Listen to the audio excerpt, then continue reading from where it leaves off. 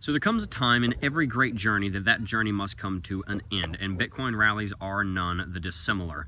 You see, Bitcoin has been on a rally from $25,000 all the way up to $38,000 over the last 2 months, and on November 9th, I have now pinpointed, that rally began to stall and likely began to end.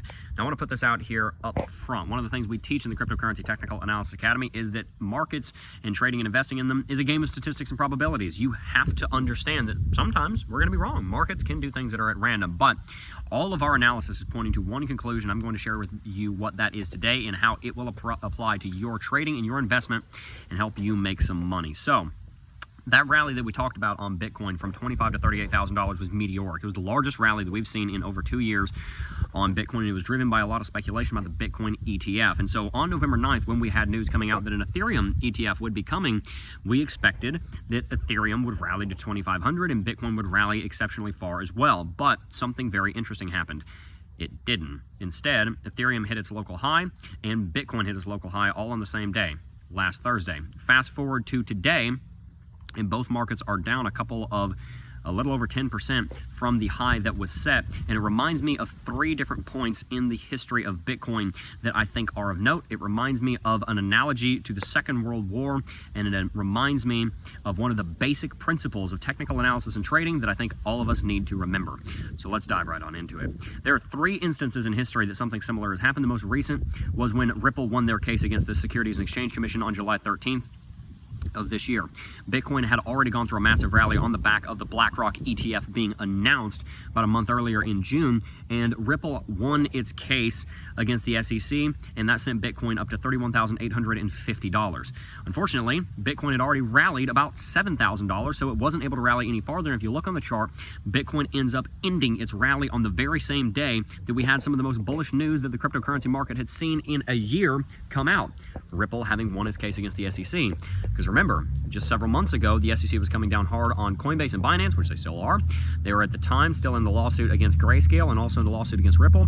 And it seemed like the SEC was going to be able to bring everything they had to bear against the cryptocurrency market. And we had set a double top at 31.8. Not a good look. And so when we saw this Ripple information come out that Ripple had won, we thought, great. Market's about to go through a massive rally. We're going to break up to 35. Cool. We're starting the bull market. Instead, it was the beginning of the downtrend. The very same day that we saw the most bullish news, we saw the very top of the market. Why? Well, I'll answer that in a second. Let's go back to another analogy. The day the Coinbase IPO launched, Bitcoin all-time high to $65,000 and began a correction. And it would not return to that level for 8 months, and it only returned to that level for a couple of weeks before pulling back down, and we haven't gone to that level again since. The very most bullish news that we saw was the all-time high, and Bitcoin entered a downtrend almost immediately after we saw the first major cryptocurrency security trading on open stock markets. That of course being the coin IPO for Coinbase. Now, the third example I want to bring to you is the CME Futures. CME Futures launched on December 16th, I think it was, of 2017, which was the all-time high for Bitcoin. The very day that they launched was the all-time high for Bitcoin, and Bitcoin went into a multi-year long bear market following what should have been one of the most bullish things that had ever happened to cryptocurrency, a massive institutional adoption event in the CME Futures, Chicago Mercantile Exchange, one of the largest exchanges in the world, certainly one of the largest exchanges in the United States. Instead, all 3 of these events that should have been massive bullish catalysts were buy the rumor, sell the news events, and they actually happened at the very top. Why? Well, this reminds me of the Spitfire. For anyone who is a student of the Second World War, you may know that there was a certain anomaly with the Spitfire in its earlier models because of the way that fuel was injected into the engine. If the Spitfire went into a zero-G dive, i.e. it went up and it had to come over, had to roll over and turn over and come back down, it would actually stall, and you see this massive column of black smoke come out the back of it.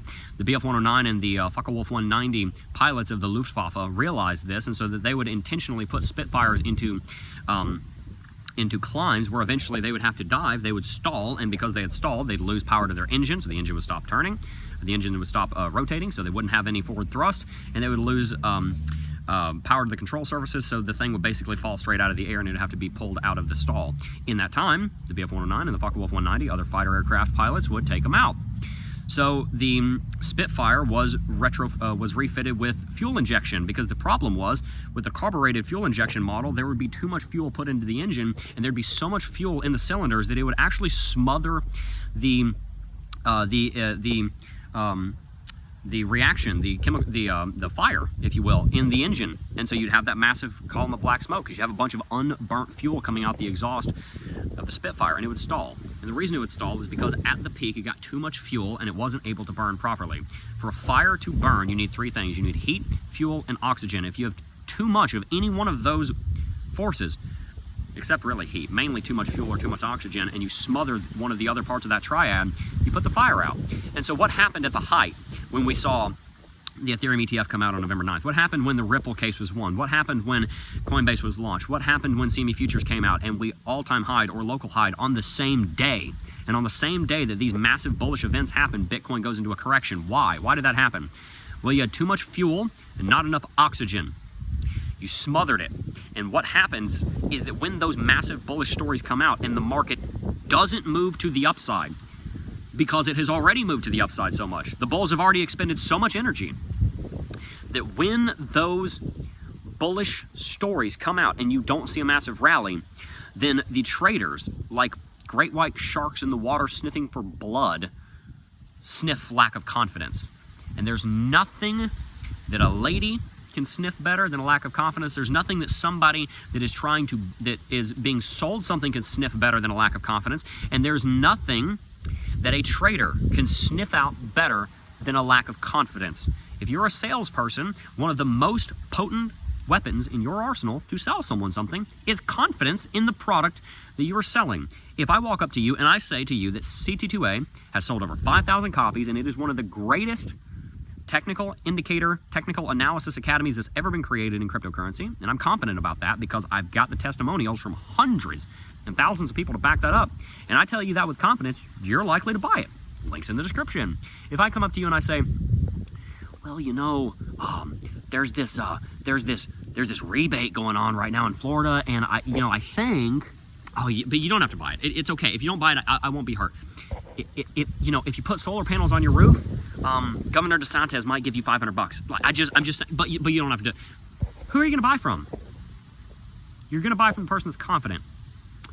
What are bulls? They're buyers. They buy the market. And the second that they sniff a lack of confidence, they're out. They're gone. The smart bulls, the wise bulls, the ones that know what they're doing. You know, those bulls with the big long horn and they got the big gray beard, the ones that are old, they've been here for a while, they're out as soon as they sniff a lack of confidence. What shows lack of confidence? Massive bullish story, not really any bullish movement. Shows that the people that know what they're doing are not confident in the space. They're not confident in the movement continuing. Why? Because the market's already rallied $13,000. The bulls are exhausted. They're tired. And so on November 9th, when we saw the Ethereum ETF announced, the application from BlackRock announced, and Bitcoin rallied $1,000 and Ethereum rallied $100, and they both started crashing within a day, that reeks of lack of confidence. And if you look at the markets, we've been stalling, just like the Spitfire, just like the unconfident salesperson, ever since, because the fire that had been driving this rally was smothered. And that's why since Monday I've been telling you a correction to 35, we're down to 32.5 to 33, we're down to 31.8, those are our three levels, is likely, and consolidation and correction is likely for the rest of November, moving on into the beginning of December. So what does this mean for you? If you were a trader, you have missed the movement. You have missed the opportunity to long the rally that has already occurred. The rally from $25,000 to $38,000 is done. There will be another rally up to 39 to 41. That's our next major zone of resistance. And there will be another rally up to 48,314, which is our Lux Algo price target, probably by the end of January, at the latest by the end of February, potentially even by the end of the year. The next movement is coming, and we need to prepare for that. But this movement is now over, and Bitcoin and cryptocurrency is now into a correction because the wise bulls realize that the rally is over, and so they're not buying. They're hoarding cash, and the suckers are buying right now. Yesterday's rally, a couple of days ago, that rally back up to 38 was a suckers rally. I'm not saying you're a sucker. I'm just saying that people that jumped into that are the people that are being left holding the bags. Maybe that's the wrong word. I apologize. I don't intend to offend anyone. But my point is that the people that jump into that rally are the ones that are going to get left holding the bags. The rally up to 38 the first time was the rally where people made money. The rally up to 38 the second time was the rally where people thought, oh, it's going to keep going. It's going to keep going forever. It doesn't. The market has to correct at some point.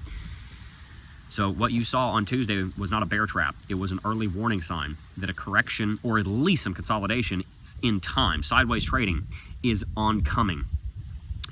As a trader, as an investor, our job now is to continue to dollar cost average, as always, never stopping until you've hit the percentage of your net worth that you want to be in cryptocurrency, because you can be over leveraged or overexposed to crypto. Unless you're there, continue dollar cost averaging. And if you're a trader, continue looking for that next entry. I believe the best long trade for a swing trade coming up will be once we break 41 and we start going to 48. That's going to happen in the next 3 to 4 months, I believe. Same thing is true on Cardano. I think Cardano is going to go up to 90 cents in the next 6 months. I think Ethereum is going to be up at 25 in the next 3 to 4 months. There are big trades coming, but right now we are in the preparatory phase. We are, if you will, in fall. We're going to go through a little bit of a winter where things might get a little bit bearish for a month or so, and then spring will come, probably sometime towards Christmas, and hopefully sometime around the new year we will have a rally driving us up above 41, up to 48. That is my analysis of the market. Having done this for 6 years, having taught thousands of people how to analyze markets, I believe that that is what's going to happen. And I would love to hear your opinions in the comment section down below. Remember, this is just my opinion. This is not financial advice. I do not have a crystal ball, a magic hot tub, or a DeLorean with a fusion reactor on the back of it. So I can't tell you for certain what the future is, but I can tell you based on my experience and based on my intuition and based on what I'm seeing on the charts, what I think is going to happen. And so that is my prediction. Love to hear your opinions on that down below. Peace.